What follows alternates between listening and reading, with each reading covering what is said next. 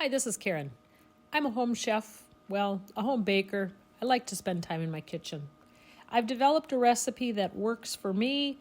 It's an oatmeal, multi-grain, whole wheat, and other flour sourdough bread recipe, and I'm going to share it with you through this video. Thanks for watching. I call it a big loaf because I've got a large loaf pan, and I've developed this recipe to fit that pan, but it also works in two 9x5 regular size loaf pans. What I'm using is a 10-grain hot cereal mix. I use 70 grams of that. I've got old-fashioned oatmeal, 70 grams of that, but about 20 grams of honey. Could use molasses, could use maple syrup, could use a lot of different things. Anything sweet and syrupy like that to give it a little bit of a boost in flavor. And then I'm going to add 200 grams of boiling water. 200 grams. And then I'm just going to give this a stir. This mixture is going to sit until it gets to room temperature, and then I'm going to use the same bowl to mix the rest of my ingredients. I'll come back in maybe an hour. I have a cloth I'm going to cover, and I'm going to moisten that just by misting it. That's step one.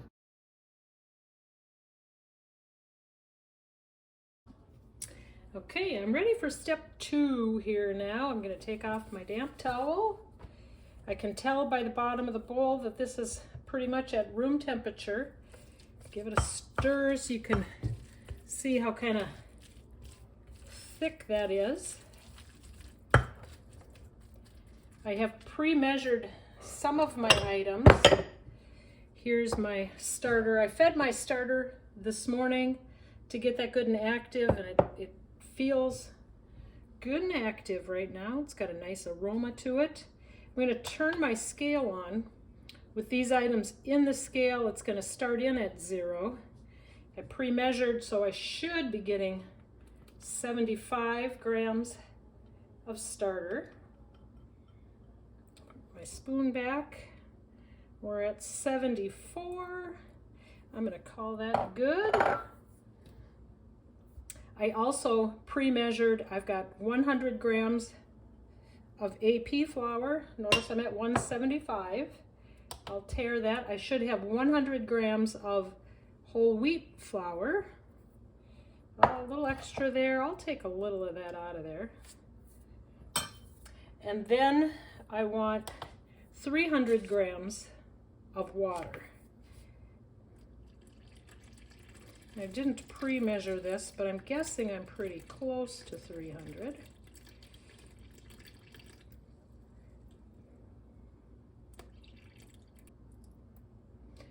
A little bit extra left there.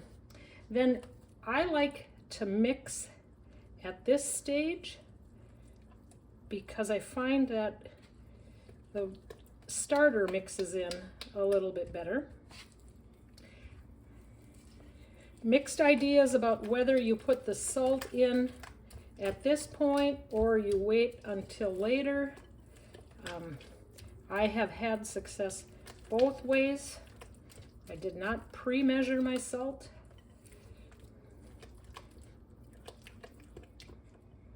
There we are. Okay, I'm going to tare that, and I have pre-measured my bread flour, so I have 300 grams. Again, a little extra, and I'm going to try to be exact, so I'll put that off to the side. And then I'm going to measure my salt, and I need 10 grams of salt. I'm using a fine sea salt, non-iodized.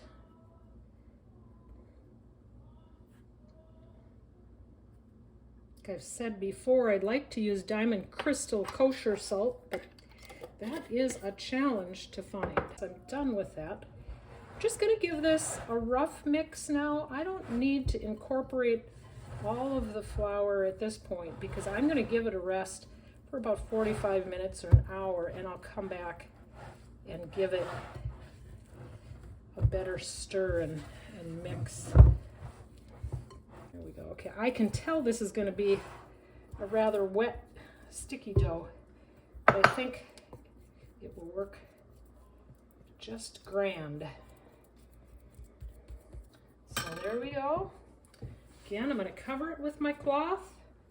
It is feeling a bit dry, so I'm going to give it some more moisture. Flip that over a little more, keeping it damp so the dough doesn't dry out. I'll clean up the rest. We'll come back in an hour.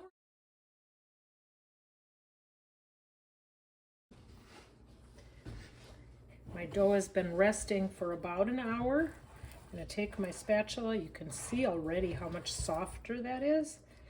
And it hardly needs to be mixed, really. And I'm going to give it just kind of a squish, keeping my hands clean, making sure it's all mixed.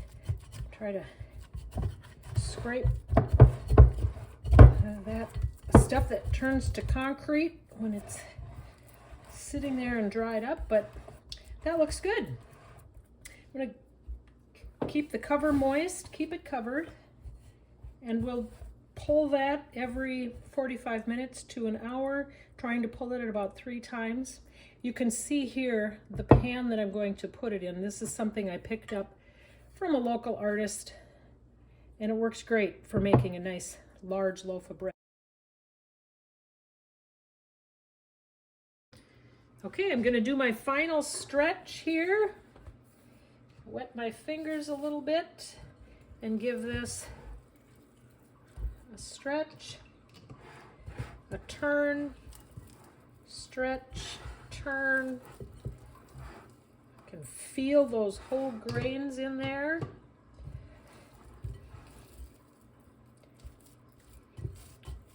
There.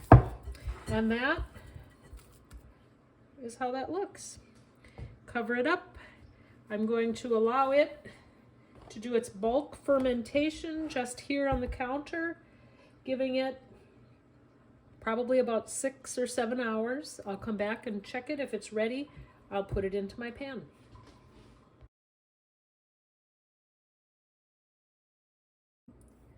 It's time now to unfurl my bread. I've got my, this is not an actual credit card. Gently release this, trying not to let the air it has accumulated deflate. I like these flexible cards because it really helps to get that bread out of the bowl. That little bit extra there. Just gently. It's quite cool in my house. This is not as risen as it might be. If it were warmer, I'm gonna have to change all these recipes when it gets to be summertime. Just a gentle roll, a little more flour. And that feels good. I've lined with parchment paper, and I am just going to put this into this pan.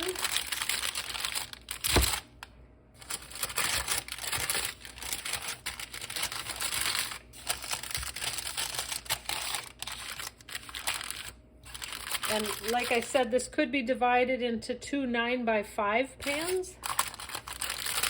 Or what I would like is for this to rise to, you know, just about the top here, a little bit over. I'm going to cover it again with a damp towel. At some point it's going to go into the fridge, either before it's finished its rise or after it's finished its rise, so that I can bake it at a time that will work for me. But there it is. I can see the seediness of it. I can feel that the oatmeal and the multi-grain, and I think I'm going to have a good healthy bread there.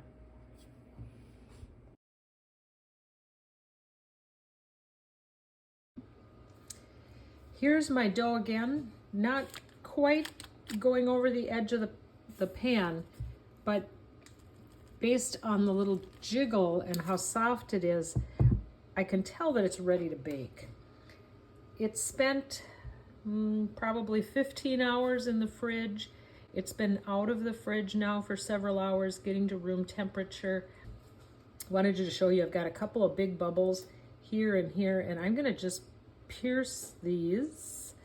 It's got some elastic, so it's not piercing easily, but I'm gonna break those so that they don't rise up and become burn spots on the top of the bread. I'm not going to score this bread either. I'm going to just let it rise, and I expect along the side there will be a bit of a seam where it will break a bit as it expands. To give you a rough idea of the size of this pan. So it's going to go in a 450 degree oven, sitting in the middle of that oven. Going to bake about 45 minutes. I'm going to let it get a nice good brown crust on it, and I will share pictures of it sliced when it gets out of that oven and gets a chance to cool down.